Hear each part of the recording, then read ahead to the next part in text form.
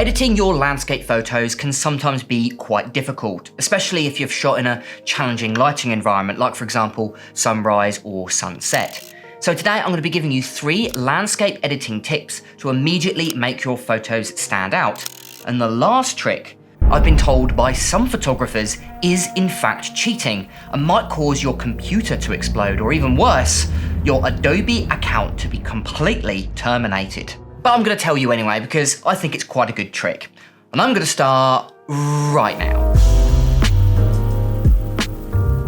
So my first landscape editing tip I'm calling photo contrast, and it's different to the traditional contrast slider or more advanced tools like the tone curve, for example, because it's different in every single image, and it really depends where your highlights are and where your shadows are. And what we're going to be doing is creating masks. So let's take this image here as an example. If you just wanted to add in contrast, well, usually you just go over to the basics panel, go to the contrast and just increase it. But it doesn't add in depth. It doesn't add in that special photo contrast. So what we're going to do, instead of using the contrast slider, let's exit out of the basics panel, and now let's head over to masking. Now in masking, we want to create 2 masks. One mask we want to add into the highlight regions, and another mask we want to add into the shadow regions.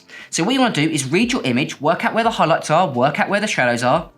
So the highlights in this example are obviously in the top left, and the shadows I would say are in the bottom. So that is what we want to brighten and darken. So what we're going to do is go to my linear gradient first. I'm going to go ahead and create a mask right at the bottom. And to make it nice and simple for this video, what I'm going to do is I'm going to go to my tone, I'm going to go to my exposure here, I'm going to go ahead and simply darken that down. And I'll darken it down by 1 entire stop.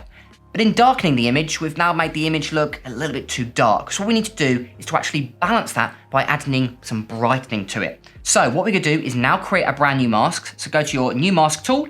And this time, I'm actually going to go ahead and create a radial gradient, but it doesn't really matter, linear or radial, you can intermix or just keep them the same, it's completely up to you. But for me, I'm going to create a radial gradient.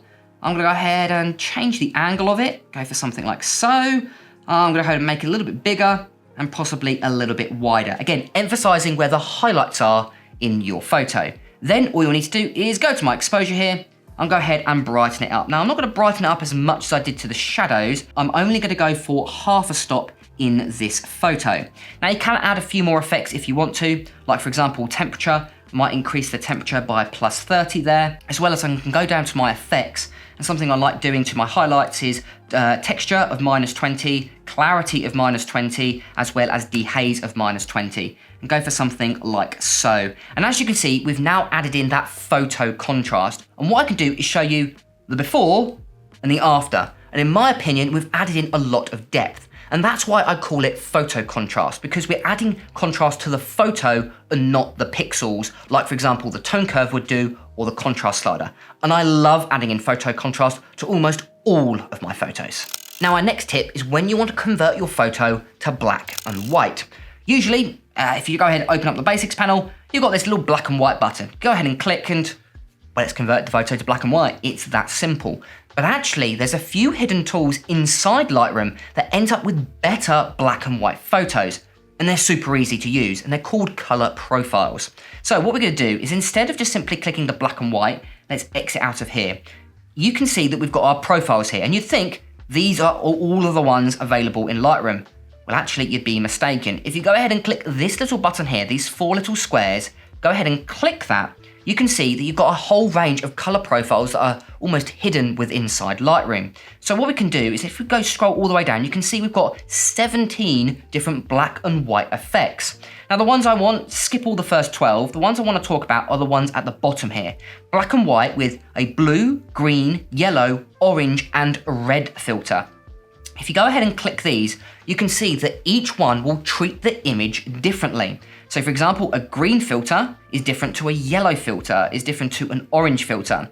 Now, this predates modern digital cameras. In fact, when you used to shoot black and white film, you could actually use these types of filters, and they're colored filters. And what they would do is they would emphasize certain colors in your black and white film, and you can create really interesting effects. And basically, this is what it does, but inside Lightroom instead. So it's a post-production effect. And as you can see, each one treats the photo slightly differently.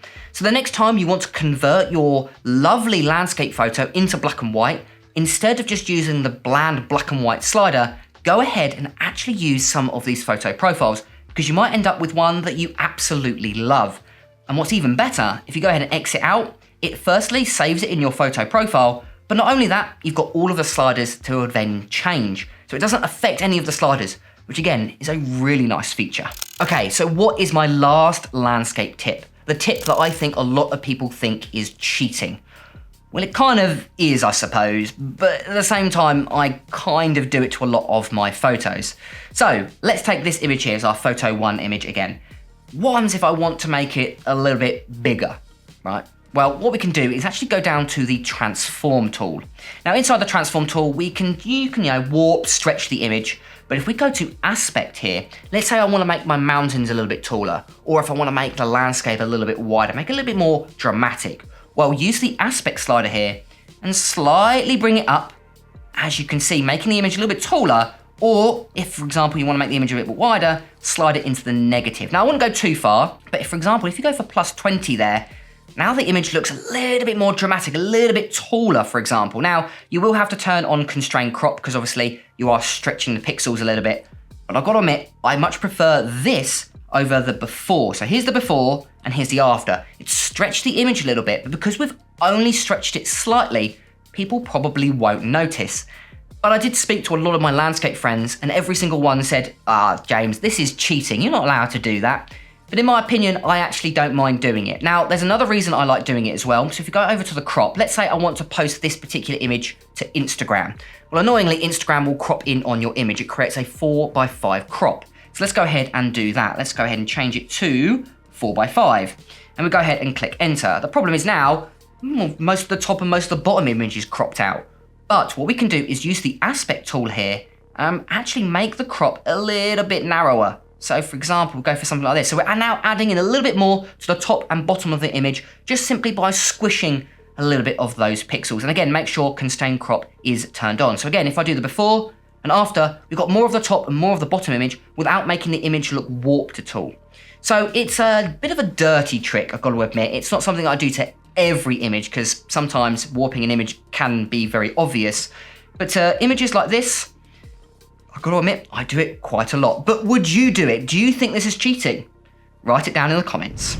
And there we go. There are 3 landscape editing tips that you can now add to your editing workflow. And of course, write down in the comments below, do you think the last one is cheating? A lot of my friends do, but I actually don't mind it. Thank you to all of my YouTube members that are currently supporting the channel. If you guys want to support the channel and get some awesome perks, including free Lightroom presets like the ones that you can see on screen, make sure to go ahead to the link in the description. I've been James for Photo Fever, and I'll catch you guys on Thursday.